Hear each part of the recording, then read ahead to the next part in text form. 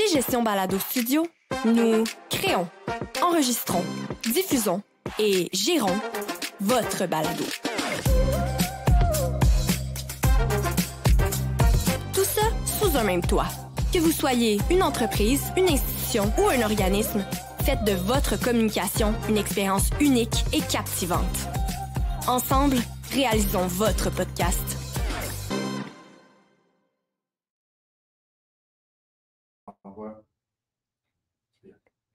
Bonjour tout le monde et bienvenue dans cet autre webinaire du sommet virtuel de l'entrepreneuriat et du repreneuriat sous la thématique « Passer de la performance à l'excellence ». Donc, on tire sur la fin de nos 2 semaines déjà. Aujourd'hui, un nouveau conférencier qui va être avec nous. Mais avant de vous présenter le conférencier, je tiens encore une fois à souligner la présence, la contribution vraiment remarquable de mes 2 partenaires dans le cadre du sommet, soit Bronco Marketing et GB Studio de Québec.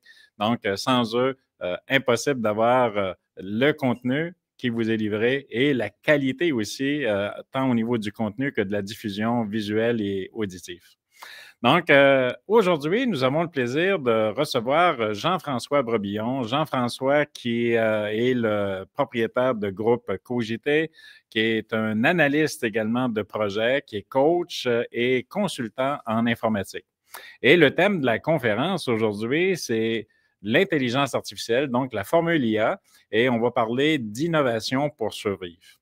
Comme vous le savez, l'intelligence artificielle prend de plus en plus de place dans nos vies, c'est omniprésent et les technologies sont devenues un must. C'est essentiel d'avoir des technologies, mais comment conjuguer les technologies avec l'humain à l'intérieur des entreprises? On va voir avec Jean-François aujourd'hui différentes stratégies, des stratégies clés pour intégrer de manière efficace ces technologies-là et de développer de la rentabilité, de l'efficacité et de la durabilité. Donc, au programme, on va parler de stratégies incontournables au niveau intelligence artificielle, de prendre une longueur d'avance. On va parler des compétences humaines clés à l'intérieur de cette transformation numérique et de l'intégration des technologies.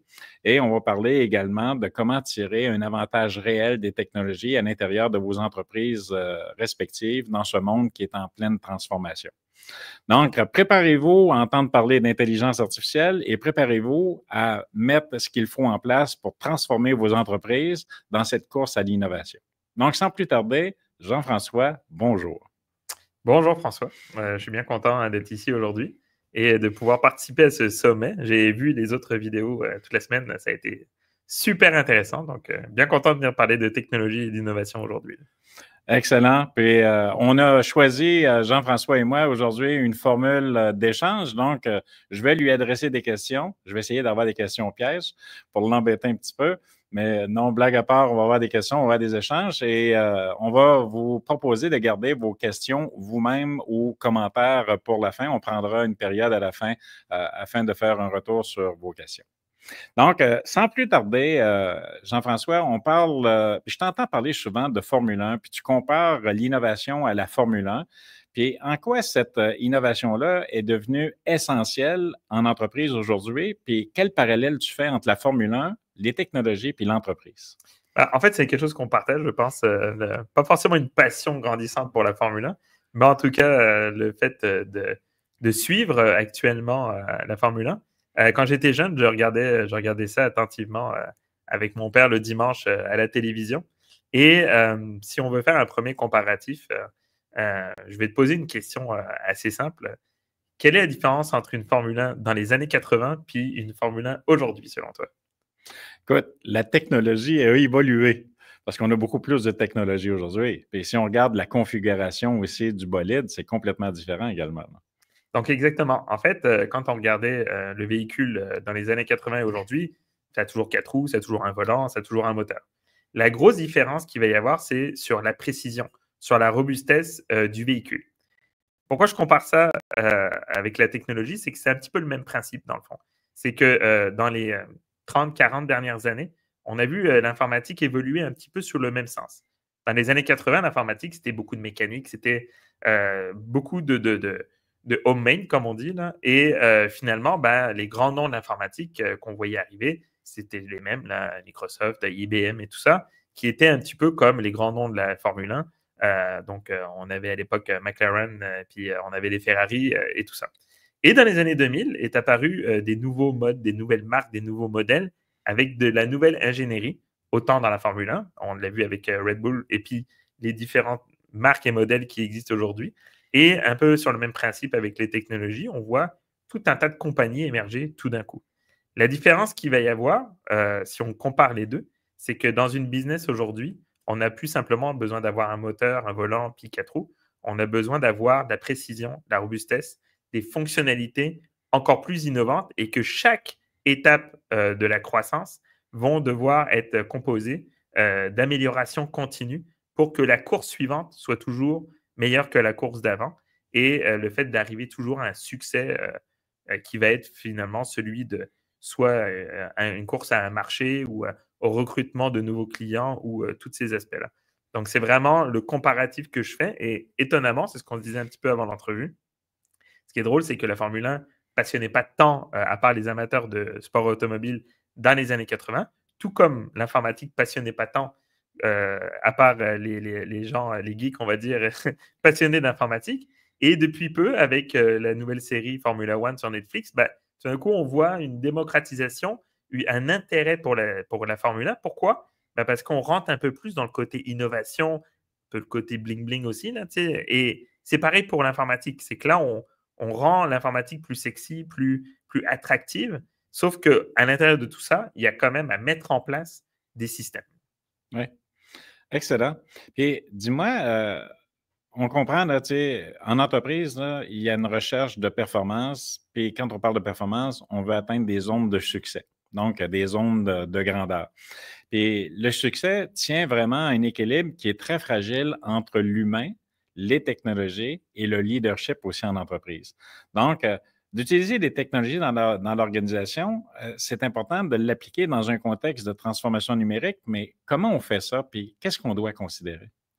On doit considérer que tout ça, c'est un équilibre entre justement l'humain, si je fais le comparatif avec la Formule 1 qui est le pilote, entre tout ce qui est l'aspect technologique, donc la voiture, qui est vraiment une ingénierie sur pattes, sur roue, et tout ce qui est le côté organisation business, donc là qui est plus l'écurie ou le système qui va être autour de la course. Et au bout de la ligne, une autre question pour toi, qu'est-ce qui change le plus souvent dans une voiture? Les technologies. Les technologies, puis après ça? Mais écoute, après ça, je te dirais toute la configuration, l'ergonomie, ça va changer. On va parler de transformation aussi parce que la consommation d'énergie, on va avoir de l'énergie fossile, de l'énergie électrique. Donc, il y a beaucoup de changements à l'intérieur des modèles de voitures. Exactement. Même si c'est à 4 roues. Et la technologie va changer pour une raison, le pilote. Ouais. En fonction du pilote, en fonction de sa conduite de course, en fonction de son expérience, le système d'ingénierie va adapter le véhicule. C'est la même affaire pour la technologie. C'est que finalement, l'humain doit être au centre de ce changement. Si on développe un système technologique, mais on ne considère pas le besoin du pilote, le besoin de l'humain dans sa façon d'être, dans sa façon de faire, dans ses parcours, dans son appréhension de la route, à ce moment-là, on passe à côté de technologies qui peuvent être inadéquates et dans lesquelles, même si c'est une performance, ça ne peut pas être une performance pour ce pilote. Et souvent, qu'est-ce que font les écuries? Ils changent de pilote. Mais dans cette situation-là, on ne peut pas changer tout le temps les humains dans une entreprise. Donc, c'est vraiment de garder un certain équilibre, remettre l'humain au cœur de la transformation numérique et de développer de l'ingénierie, développer de l'innovation autour du besoin principal de celui ou celle qui conduit finalement la machine. Oui, puis je lisais un article très intéressant là, il n'y a pas plus tard qu'hier où on parlait d'innovation en leadership parce que ça touche un point qui est important. L'innovation en leadership, d'innover les structures, d'innover les modèles comme tu fais référence en Formule 1. Cette innovation-là doit absolument venir teinter aussi de la façon de faire notre leadership pour rejoindre l'humain parce que c'est l'humain qui va utiliser des technologies. Donc, y a-t-il des trucs ou des astuces que tu peux voir qu'on doit considérer dans un modèle de développement d'affaires, de business comme celui-là? Oui, il faut savoir avant tout détecter les problématiques, donc les enjeux qui amènent à ralentissement de l'entreprise. Ça peut être parfois des enjeux de performance, donc rentabilité, efficacité, durabilité. Ça peut être des enjeux aussi plutôt humains, On parle d'environnemental, on parle de social, on parle de gouvernance. Ça peut être des enjeux aussi de communication, de partage et de collaboration au sein de l'entreprise ou avec nos clients. Donc, il faut bien déterminer les enjeux. Et en déterminant les enjeux, il faut établir un plan d'action. Il faut faire en sorte que ce plan d'action vienne répondre à des résultats, comme tout projet, et que ces résultats soient quantifiables, soient mesurables. À partir de là, c'est d'adapter finalement la technologie à ça. On souhaite obtenir ce résultat dans nos performances, alors l'outil qu'on va mettre en place va nous permettre d'y arriver. Et on ne doit pas faire l'inverse. On ne doit pas mettre d'abord l'outil et après savoir comment on peut performer avec cet outil. C'est ce qui va arriver dans 90% des projets technologiques et dans 90% des cas, ce sont des échecs notables, soit en termes de budget ou en termes de livraison qui amènent à ce que finalement, on a des produits qui deviennent rapidement désuets et qui ne servent plus la cause, entre guillemets, principale de l'entreprise. Je me mets à la place de monsieur ou de madame, là, propriétaire d'une entreprise. Puis là, il y a différentes offres qui me sont faites, des demandes aussi, des offres de services, des offres de technologie, puis des demandes aussi de la part de mon personnel, puis des attentes au niveau de la clientèle. Donc, comment je peux faire pour conjuguer, parce que j'entends ce que tu me dis, là, tu sais, faut pas prendre des technologies puis demander aux gens de s'adapter aux technologies ou de l'entreprise s'adapter aux technologies, mais comment on peut faire pour discerner ce qui est de l'utile, de l'agréable là-dedans, puis ce qui va vraiment faire une différence pour moi comme propriétaire d'entreprise? Ben, c'est toujours le même principe, c'est déjà de se faire bien accompagner, étant donné qu'on ne peut pas tout connaître, on ne peut pas être spécialisé en tout. C'est un petit peu le piège dans lequel veut vous faire tomber le secteur des technologies, c'est de vous faire croire ou penser que vous êtes en maîtrise de ces technologies. Donc, il faut être bien accompagné. Il faut être accompagné par des personnes qui vont vous amener sur des pistes de réflexion dans vos choix. Donc, prendre des bonnes décisions, avoir des bonnes ressources et surtout faire partie de la solution. On ne peut pas simplement mettre de côté, comme j'ai pu le voir dans beaucoup de projets, le département TI là, ou le département informatique. Le département TI, département d'innovation, doit faire partie intégrante du cœur de l'entreprise et non un département qui se trouve au troisième sous-sol pour faire en sorte qu'on ait de l'innovation qui rentre de l'intérieur. Donc, c'est vraiment avant tout d'être engagé là-dedans, de bien se faire entourer et surtout de comprendre qu'il n'y a pas de solution miracle et il n'y a pas de solution clé en main qui existe. Il n'y a que des solutions qu'on teste, qu'on adapte, qu'on met en place et après ça, qu'on continue et de faire bien la différence entre l'amélioration, l'optimisation puis l'innovation qui sont des concepts totalement différents quand on met en place des systèmes. Écoute, là, tu viens de soulever un point. C'est quoi la distinction qu'on peut faire entre les trois? L'amélioration des opérations, par exemple, peut venir plus des compétences, des compétences humaines. L'optimisation va venir plutôt des processus de l'entreprise et l'innovation va venir vraiment de la capacité technologique de l'entreprise. Donc, on va avoir des champs d'intervention qui vont être différents, qui vont venir rétablir le fameux équilibre dont on parle depuis tantôt, mais qui n'ont pas forcément les mêmes enjeux, puis dont notamment les mêmes accompagnements. Quelqu'un qui va être très fort en innovation, un consultant par exemple qui va être très fort en innovation, ne sera pas forcément très fort en amélioration continue ou ne sera pas forcément très bon en optimisation des processus. OK. Puis, tu sais, au Québec, on a un grand nombre de PME. Donc, on a beaucoup de PME, puis il y a une prolifération là, de plus grandes entreprises. Mais dans les petites entreprises, on n'a pas nécessairement de département de technologie. Donc, micro-entreprise, bon, je te dirais entre 5 et 25 employés. Là, on n'a pas de département de technologie. On a des problématiques de transformation numérique. On a des problématiques aussi de répondre aux besoins des clients, améliorer les chaînes d'approvisionnement, d'avoir une sécurité aussi au niveau de ses employés. Donc, comment on peut faire pour se démêler puis sortir parce que ça devient un grand bourbier, là, tout ce qui s'offre à nous là, en termes de technologie. Comment on peut faire pour arriver à faire un discernement à l'intérieur de tout ça? Tu parlais d'accompagnement tantôt, mais si je suis là-dedans, là, je dois commencer par quoi? Prendre une bonne respiration, prendre de la hauteur, comme tu le dis souvent, de regarder un peu l'état des lieux, savoir si je souhaite internaliser ou externaliser mon innovation. Donc, est-ce que je souhaite former des gens à l'intérieur de mon entreprise, recruter ou externaliser, c'est-à-dire travailler avec des sous-traitants, ou les deux, une version hybride des deux, et d'être en mesure d'y aller étape par étape. Le secret dans l'innovation et dans l'amélioration continue, c'est de prendre chaque projet à la fois. Parce que tout comme le parcours, exemple, de quelqu'un qui s'en irait au sommet d'une montagne. Ce qui est le plus intéressant, c'est les étapes qu'on gravit plutôt que le sommet. Et au bout de la ligne, c'est un peu ça l'innovation, c'est d'y aller petit morceau par petit morceau. À force, on développe une capacité à innover, on développe des connaissances et des compétences, et on est capable d'avoir une vision beaucoup plus globale en se disant les erreurs que j'ai faites en bas de la montagne, il ne faut pas que je les fasse en haut de la montagne parce que le risque est beaucoup plus grand. Donc, c'est le même principe pour le parcours de l'entreprise où je suis mieux de faire des erreurs au début avec des enjeux moins grands, technologiques, et d'apprendre de mes erreurs. Et après ça, de m'entourer soit d'employés, soit de sous-traitants, ou les deux. Et aujourd'hui, dépendant du secteur dans lequel on est, on pense notamment à la rareté de la main-d'œuvre qui peut arriver, par exemple, au Québec, ou la volonté d'une entreprise de ne pas forcément grossir sa capacité de main-d'œuvre. Eh bien, il existe tout un tas de sous-traitants, tout un tas d'entreprises dans le monde entier qui peuvent venir intervenir à différents moments du projet.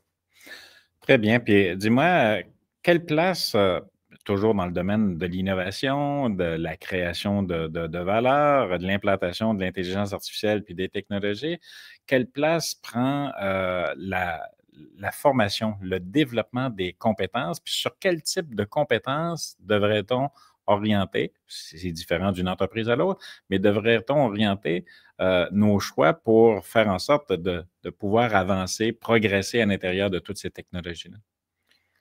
En fait, il y a différents niveaux d'intégration des compétences. On a, si on y va de bas en haut ou de haut en bas, des compétences reliées à l'usager, à l'employé, qui lui doit développer des compétences plus fonctionnelles sur le day-to-day pour arriver à ce qu'il ne soit pas coincé, il arrive à finalement résoudre un peu plus ses problématiques par lui-même ou par elle-même. Donc, ça passe par de l'accompagnement, ça passe par des formations, ça passe par de l'auto-formation aussi. Il y a beaucoup de choses de même. Le deuxième niveau, c'est le travail qu'on a à faire en termes de formation d'équipe, la méthodologie, parce qu'après tout, ce sont des outils de communication, de partage, de collaboration. Donc, le travail se fait en équipe. Le travail d'amélioration continue unique n'existe pas en innovation. Ça prend absolument un travail d'équipe. Donc, former les équipes à mieux communiquer, mieux partager, mieux collaborer. Et finalement, ça prend un troisième niveau qui est bien évidemment dédié à la direction, aux preneurs de décision.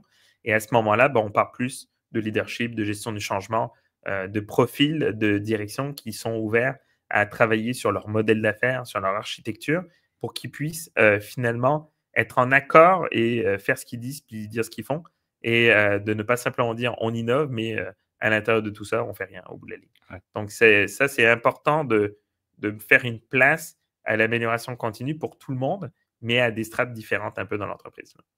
Oui, c'est très bien. Puis merci de clarifier le point. Puis dans une vie passée, j'avais un patron, un supérieur qui disait le gel, ça descend, ça monte pas. Donc, je pense que quand tu parles de gestion du changement, c'est une des clés maîtresses à l'intérieur de l'implantation de technologies d'intelligence artificielle, parce que ça part de la tête de l'entreprise et ça va descendre tout au long de toutes les strates à l'intérieur de l'entreprise. Donc, c'est vraiment important de le considérer. Non, c'est bien.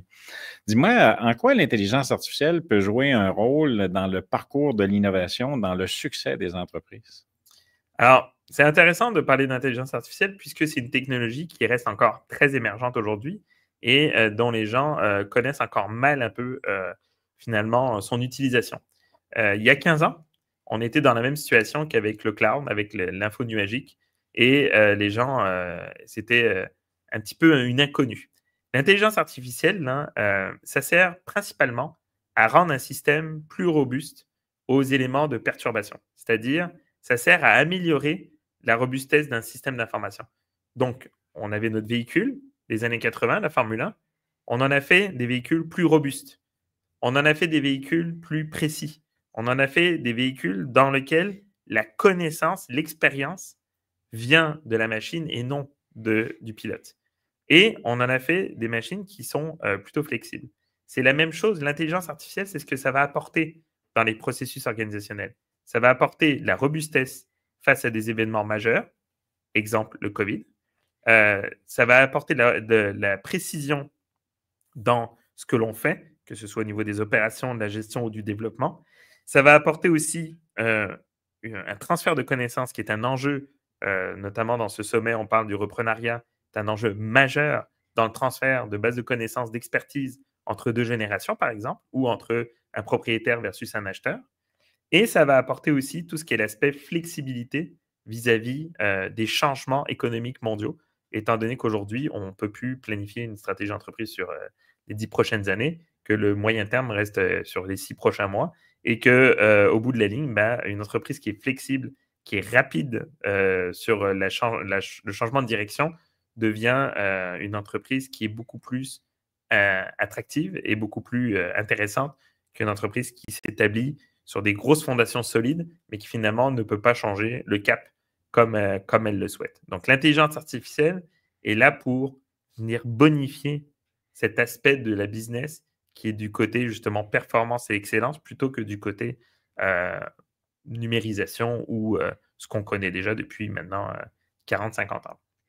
Fut une époque, Jean-François, où je vais te faire sourire un peu, je vais te parler des années 70-80. Peut-être de quel siècle? Est-ce qu'on peut en parler des prochains siècles? Je vais être gentil, on est en ondes, je ne te dirai pas ce que je pense.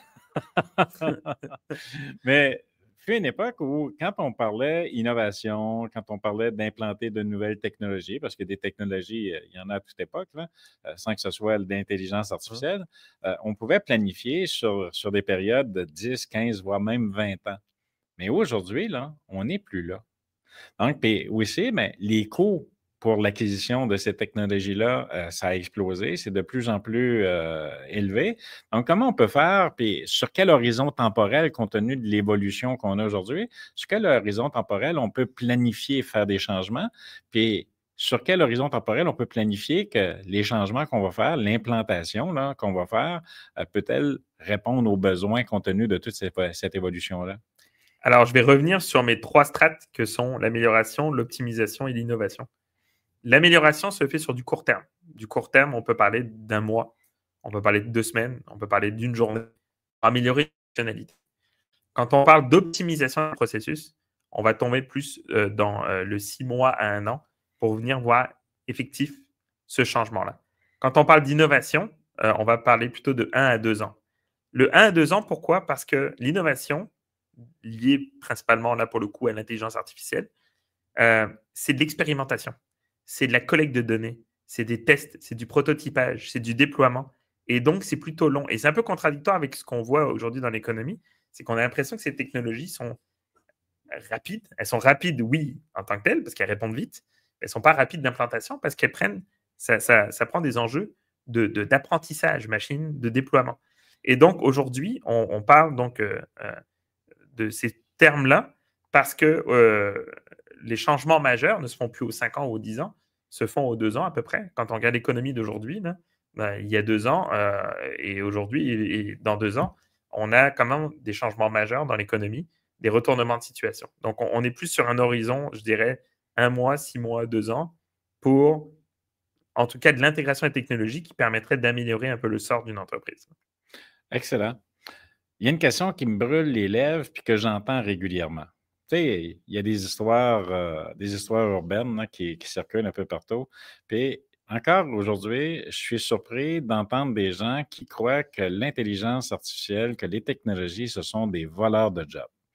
Donc, t'en dis quoi? Puis t'en penses quoi? Comment tu vois ça? Puis comment tu répondrais à cette question-là pour les gens qui nous écoutent? Je répondrais que l'idée qu'on fait de ça, c'est une idée bien évidemment préconçue, étant donné que l'intelligence artificielle n'a d'autre mission que d'assister l'humain. La prise de décision dans l'intelligence artificielle se fait par l'humain. On n'est pas encore dans une maturité technologique où, pas pour les entreprises, on va dire 90% des entreprises, où c'est l'intelligence artificielle qui prend la décision. L'intelligence artificielle va apporter quelque chose. Maintenant, est-ce que l'intelligence artificielle risque de remplacer les humains? Il y en a un risque. Il y en a un si on ne prend pas conscience que la main-d'œuvre et que les humains doivent se qualifier, doivent changer de compétences pour survivre à tout ça.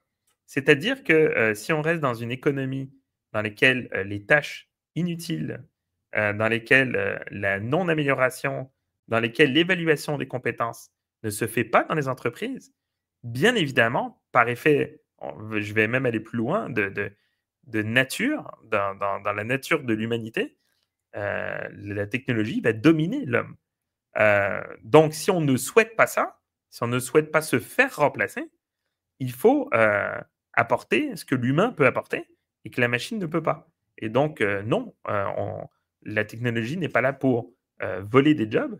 Elle est là pour surtout les bonifier et améliorer la qualité de vie des gens. Et à partir du moment où on a cette approche-là, on comprend que et beaucoup de cas, beaucoup de situations, notamment que j'ai pu voir récemment au Québec, d'entreprises qui finalement ont implanté des technologies, ont intégré de l'intelligence artificielle, ont intégré tout un tas d'éléments et sont encore en recherche de personnes, mais de personnes qualifiées pour travailler avec ces technologies. Donc, ça n'a pas d'incidence sur des métiers futurs. Par contre, sur des métiers anciens, oui, il y a effectivement une disparition qui peut s'effectuer plus vite qu'on pense d'ailleurs pour la plupart des métiers traditionnels. Oui, puis il y a un grand sage qui a dit un jour, l'espèce qui survit n'est pas l'espèce la plus forte ni l'espèce la plus intelligente, mais l'espèce qui s'adapte le mieux au changement. Exactement. Donc, c'est très bien. Dis-moi, avant de poser la dernière question, j'invite les gens qui ont des questions, des commentaires, des suggestions pour Jean-François de les formuler parce que ça tire à la fin très bientôt. Donc, une dernière question pour toi. Comment passer de la réflexion à l'action? Puis je me permettrais de dire comment passer de la procrastination à l'action. J'aurais une réponse un peu vulgaire à donner, mais je ne la donnerai pas ici, qui implique un doigt puis une partie du corps. La première étape, c'est d'établir une vision de ce qu'on veut. Donc, nos attentes. On veut aller où? C'est un parcours. Je répète le lien avec la Formule 1. Tu veux te rendre où, là? La ligne d'arrivée, elle est où? Et il est où le parcours? C'est quoi le parcours que tu veux entreprendre? Ça, c'est la vision. Passer à l'action, c'est de se mettre en jeu. C'est de prendre le volant, de le tester, de conduire, de faire des essais, de faire des erreurs et surtout de planifier. Je vais faire une dernière comparaison avec la Formule 1, mais avec tous les sports. Le pilote, quand il est prêt pour une course, il fait le tour de la piste, ils font le tour de la piste en marchant, ils visualisent la piste, ils sont dans des simulateurs, ils s'entraînent constamment pour une course. Et c'est un peu ce que l'entreprise doit faire. C'est qu'elle doit se mettre en action en le faisant, sans se demander, sans se poser la question, est-ce que je vais arriver à la fin? Si le pilote numéro 1 aujourd'hui, Max Verstappen, se dit demain matin, est-ce que je pourrais peut-être mourir dans mon auto? Oui, sûrement, peut-être. Est-ce que j'y arriverai à la ligne d'arrivée? Oui, sûrement, peut-être. Est-ce que ça l'empêche de conduire et de piloter sa Formule 1? Non, parce que c'est sa raison d'être. Il est là pour ça. Si votre raison d'être, c'est que votre entreprise innove et s'améliore, il faut passer à l'action. Ouais. Excellent. Puis, moi, je reviens, puis je pense que je t'en ai déjà parlé. Là, Arthur C. Clarke, fameux écrivain, auteur, prix Nobel de littérature, je pense, 1992. Tu étais trop jeune pour t'en rappeler. Tu vois, j'ai mis un siècle. Mais dans un livre qui s'appelle Le 20 juillet 2019, ce que Clarke mentionnait, c'est un écrivain futuriste, il mentionnait dans son livre, 20 juillet 2019, donc 50 ans après que l'homme eut foulé, entre guillemets, le pied lunaire, là, le sol lunaire, il mentionnait qu'à partir des années 2020, que l'homme serait condamné à désapprendre pour faire la place à la nouveauté, tellement qu'il allait avoir beaucoup de nouveautés. Mm-hmm. Puis on est dans ce modèle-là. Exactement. Donc, il y a beaucoup de nouveautés et il faut avoir l'esprit grand ouvert puis tendre la main à cette technologie-là, mais dans les sphères et dans les méthodes que tu parles aujourd'hui. Donc, s'il y avait un conseil, un dernier conseil, si tu offres des conseils, que tu peux offrir à nos auditeurs par rapport au sujet de la journée, ça serait quoi? J'en aurais beaucoup, mais un des conseils que je pourrais donner à tout le monde, c'est de s'informer, de s'engager d'abord dans la réflexion que vous devez avoir par rapport aux technologies. Ne pas vous enfermer dans des croyances qui sont souvent même mis en place par l'industrie des technologies parce qu'elles sont là pour vous créer de vous des consommateurs et non des utilisateurs avertis. Donc, c'est de faire votre propre opinion, de vous faire accompagner par les bonnes personnes, bien évidemment, pas forcément toujours des personnes qui vous vendent des technologies, mais aussi des personnes qui exploitent, qui utilisent, de communiquer avec des collaborateurs, avec vos partenaires, vos clients. Écoutez aussi vos partenaires, vos clients, écoutez vos équipes. C'est très, très important. Et surtout d'arriver dans une situation où, au bout de la ligne, je vais être un peu plate avec ça, mais vous n'avez pas le choix. C'est-à-dire qu'on est dans une situation aujourd'hui où c'est soit ça, soit on arrête. On n'est plus dans une situation de position de choix. C'est l'innovation ou mourir, entre guillemets. Et aujourd'hui, ben, on est rendu à une étape où l'économie nous pousse vis-à-vis de cette course-là. Et sinon, ben, c'est de laisser la clé à quelqu'un d'autre. Ouais. Je pense qu'il y a eu un film de James Bond qui disait « Vivre ou mourir hein? ». Oui, exactement. C'est un peu ça. Écoute, Jean-François, un immense merci. C'est très apprécié. Je ne sais pas s'il y avait des questions. Je ne pense pas. Je n'en vois pas à l'écran. Peut-être des commentaires. Donc, un grand merci à Jean-François Boisbriand pour le partage de son expertise aujourd'hui, pour vous entretenir et vous partager fort probablement des réflexions qui vont vous mener dans l'action et non pas dans la procrastination. Avant de clore, au final, un grand merci à vous tous et vous toutes qui prenez soin de prendre de votre temps si précieux sur l'heure du dîner, puis de faire un petit coucou, puis de venir nous voir, nous écouter. Et également, vous pouvez voir en rediffusion la conférence d'aujourd'hui en allant directement sur la page du sommet, donc sommet virtuel de l'entrepreneuriat et du reprenariat, ou encore directement sur ma page web, françoisdeschamps.ca. Donc, vous allez avoir accès à toutes les rediffusions jusqu'au 30 novembre prochain. Après ça, mais il va être trop tard. Donc, je vous encourage à voir et revoir les conférences que vous avez aimées. Et encore une fois, un immense merci à Bronco Marketing et GB Studio pour leur contribution, leur collaboration et l'excellence de leur travail. Et on vous dit à demain pour un autre webinaire. Merci beaucoup.